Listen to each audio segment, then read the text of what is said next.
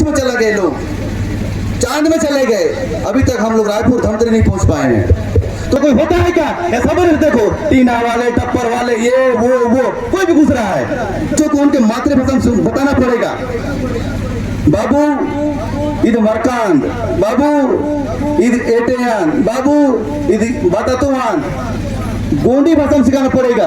सरकार को बताइए कि हमारे बच्चों को हमारे भाषा में सिखाइए, हमारे भाषा में सीखेंगे बच्चे अच्छा सीखेंगे।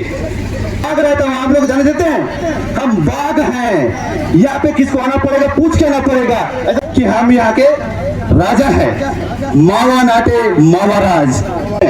नागरिक वो है जो हमारे बाद आया, वहाँ पे रह रहा है, वो नागरिक है, हमारे मूल मालिक है।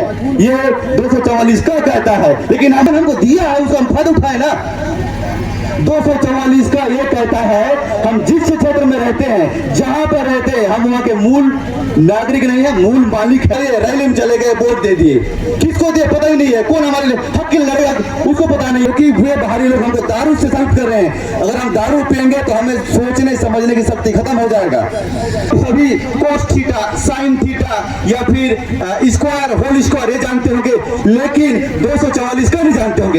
मैं बहुत कम समझता हूँ, ज्यादा नहीं समझता, जितना मुझे जानना चाहिए उतना मैं समझता हूँ।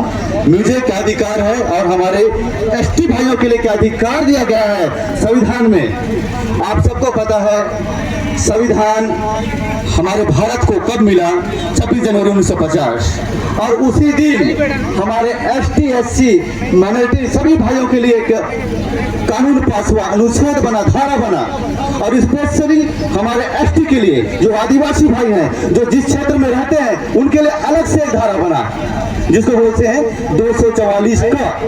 आप सभी लोग जानते होंगे, शायद बहुत कम ही जानते होंगे, क्योंकि हमें पढ़ाया नहीं जाता यहाँ ज्यादातर। आप सभी कोस थीटा, साइन थीटा या फिर स्क्वायर, होल स्क्वायर ये जानते होंगे, लेकिन 244 का नहीं जानते होंगे। जानते हैं क्या आप लोग? जानते हैं आप लोग 244 का? 244 का जानते हैं क्या? मत से पूछूंगा, आप जानते हैं 244 का क्या होता है? शायद नहीं जानते, क्योंकि हमें पढ़ाया नहीं जाता इस चीज के बारे में, पाठ्यक्रम में दिया नहीं जाता है। क्यों दिया नहीं जाता? ताकि आप जानेंगे, अपने अधिकार के बारे में जानेंगे, कल के दिन आवाज उठाएंगे। क्या आवाज उठाएंगे? क्यों हमको अधिकार मिला हुआ है, संविधान में अधिकार मिला है, उसका हम लोग फायदा नहीं उठा पाते, या फिर उसको कोई बाहरी रोक रहे हैं हम तक आने के लिए। इसलिए हमको जागरूक होने नहीं दिया जा रहा है। हमारे बीच दिनेश नेताम जी बैठे, बहुत अच्छा कहा उन्होंने, मैं बहुत अच्छा ताली बजाया पीछे से। हमको दारू से दूर रहना पड़ेगा, क्योंकि वे बाहरी लोग हमको दारू से शामिल कर रहे हैं। अगर हम दारू पियेंगे तो हमें सोचने समझने की शक्ति खत्म हो जाएगा।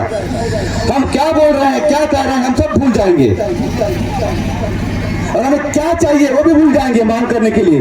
हम तो मान ले हम एक मात्र रैली के लिए आदमी बने हुए थे, मान ले झंडा उठाइए, रैली में चले गए, वोट दे दिए, किसको दिए पता ही नहीं है, कौन हमारे लिए हक के लड़ेगा उसको पता नहीं है, हम ऐसे वोट दे के जाते हैं। तो भाई सरकार, संविधान हमको दिया है, उसका हम फायदा उठाए ना। 244 का ये कहता है हम जिस क्षेत्र में रहते हैं, जहां पर रहते हैं, हम वहां के मूल नागरिक नहीं है, मूल मालिक हैं। नागरिक वो है जो हमारे बाद आया, वहां पे रह रहा है, वो नागरिक है, हमारे मूल मालिक है। ये 244 का कहता है, लेकिन हम मालिक हैं क्या?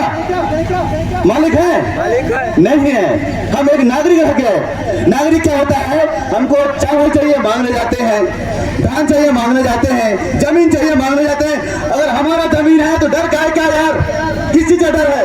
हमारा जंगल, हमारा जंगल सब कुछ हमारा है, तो भैया निडर हो कि हमको जमीन हमको कमाना पड़ेगा, लेकिन हम डर जाते हैं। क्यों? हम तो नागरिक हैं, हम मांगने वाले हैं, ये सोच के डर जाते हैं हम लोग।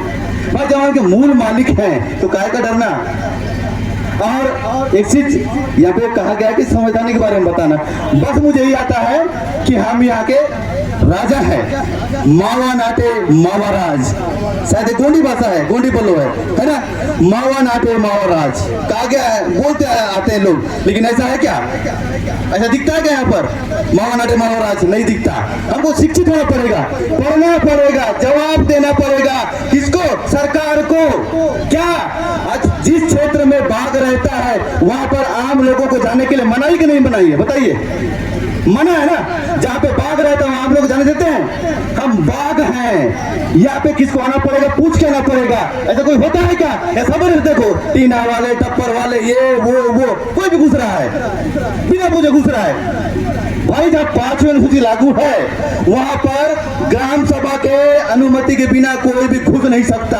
ये कौन देता है ताकत? संविधान। लेकिन सवेरे से यहाँ पर बंगल लोग आते हैं, कौन तो आता है, घुस रहा है। क्यों? हमें मालूम नहीं है उस चीज के बारे में, हमें जानकारी नहीं है हम कौन है, ये संविधान हमको क्या ताकत दिया है हमें पता ही नहीं है। यहाँ पर कोई भी आते हैं, गली बना देते हैं, रोड बना देते हैं, कहीं भी खोद देते हैं, नाली बना देते हैं, चले जाते हैं। उसका क्या हुआ कुछ पता नहीं है। ग्राम सभा से अनुमोदन हुआ है, नहीं पता। हम ग्राम सभा किसको समझते हैं? पंचायत को समझते हैं। ये गलत है, वो ग्राम सभा नहीं है। ये जो हमको 5 से मिला है वो ग्राम सभा है, हमको असली ताकत देता है। ये हमारी सरकार है, हम ये खुद के मालिक हैं, लेकिन हमको पता नहीं इसके बारे में, क्योंकि हमको पढ़ाया नहीं जाता। हमको क्या पढ़ाया जाता है? साइन थीटा, कोस थीटा, जो कि हमारे जिंदगी में कभी काम नहीं आता। वो चीज हमको याद करते हैं, और जिस चीज को हमको मालूम होना चाहिए उस चीज को पढ़ाया नहीं जाता है। इसका तो मैं घोर निंदा करता हूँ। और रही बात हमारे बीच से बंधु ने कहा कि तो शिक्षा के बारे में बोल देना, शिक्षा क्या हो रहा है, कैसा करना है, क्या करना है। और एक चीज मैं बता दूं, हमें भी अब शिक्षा से दूर रखा जा रहा है। आप सब जानते होंगे, हमारे स्कूल में पहले एक टीचर हुआ करता था, एक शिक्षक हुआ करता था। एक शिक्षक पूरे उतने बच्चों को पढ़ाता था, और वो बच्चे पूरे लायक बच्चे होते थे, बहुत अच्छे एजुकेटेड होते थे। कृषि में हो या अपने व्यवसाय में हो, बहुत अच्छे पढ़ते थे और आगे बढ़ते थे। लेकिन अब उस स्कूल में 4-4, 5-5 टीचर होने के बावजूद भी बच्चे क ख ग अंगा नहीं जानते। क्यों नहीं जानते? ये सोचने का विषय है, क्योंकि सिलेबस के साथ हर साल छेड़छाड़ किया जा रहा है। वैसा सिलेबस बन ही नहीं रहा है कि बच्चे उसे सीखें। बस सिलेबस बन रहा है बच्चे टाइम पास करें, आए बच्चे, उनको टीचर उनको नचाएं, गवाएं, पढ़ाएं। बच्चे ऐसे नहीं सीखेंगे। बच्चों को उनके मातृभाषा में सिखाना पड़ेगा, बच्चों को उनके मातृभाषा में बताना पड़ेगा।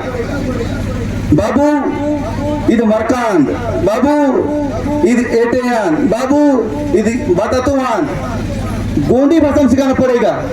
अगर हल्बी बोलता है तो हल्बी भाषा में सिखाना पड़ेगा, तब बच्चा सीखेगा। अगर कोई छोटा बच्चा घर में हिंदी बोलता है, सॉरी गोंडी बोलता है, हल्बी बोलता है, और टीचर सामने चला जाता है और टीचर मस्त हिंदी बोलता है, कहाँ का आया हुआ? रायपुर का आया हुआ, क्या नाम है तेरा? वो बच्चा डर जाएगा, शुरू दिन से ही डर जाएगा बच्चा। तो क्या सीखेगा? सीख पाएगा क्या? मैं इसलिए आपको बता रहा हूं, आप पालक हो, आप सरकार को लिखिए, सरकार को बताइए कि हमारे बच्चों को हमारे भाषा में सिखाइए। हमारे भाषा में सीखेंगे बच्चे अच्छा सीखेंगे। और आपको पता होगा छत्तीसगढ़ी भाषा में अब बहुत जल्द MBBS की पढ़ाई होने वाली है। तो कहीं ना कहीं अगर हमारे बच्चे हल्बी में सीखेंगे, पढ़ेंगे, तो वो आगे बढ़ेंगे, हमारे देश का नाम करेंगे। हम तो मात्र यहाँ पे नाचने गाने के लिए रह गए हैं, मुझे लगता है ऐसा। हम गुंडादुर के वंशज हैं, क्रांतिकारी। हम क्रांति हमारे खून में बसना चाहिए। जो बाहर से आए हुए हम पर हुक्म चलाते हैं, हम पर हक जमाते हैं, उन पर हम क्रांति करना चाहिए, ऐसे लोगों को खदेड़ भगाना चाहिए। लेकिन हम उनके नीचे दब के रह रहे हैं। क्यों? हमें कानून नहीं पता, नियम नहीं पता। इसलिए आप सभी को सीखना पड़ेगा, पढ़ना पड़ेगा, और खास करके आपको दारू छोड़ना पड़ेगा। अगर आप दारू छोड़ते हैं तो पढ़ेंगे भी, लिखेंगे भी, सीखेंगे भी, और हमारे गोंडवाना को आगे बढ़ाएंगे। मेरे बीच पीछे और भी वक्ता है और अच्छे अच्छे बोलने वाले भी हैं। मैं तो गर्म खून वाला हूं, आपको बोल दिया है। लेकिन आप एक बार सोचिएगा, ये जो पीढ़ी चल रहा है बहुत आगे जाने का है। अंतरिक्ष में चला गए लोग, चांद में चले गए, अभी तक हम लोग रायपुर धमतरी नहीं पहुंच पाए हैं।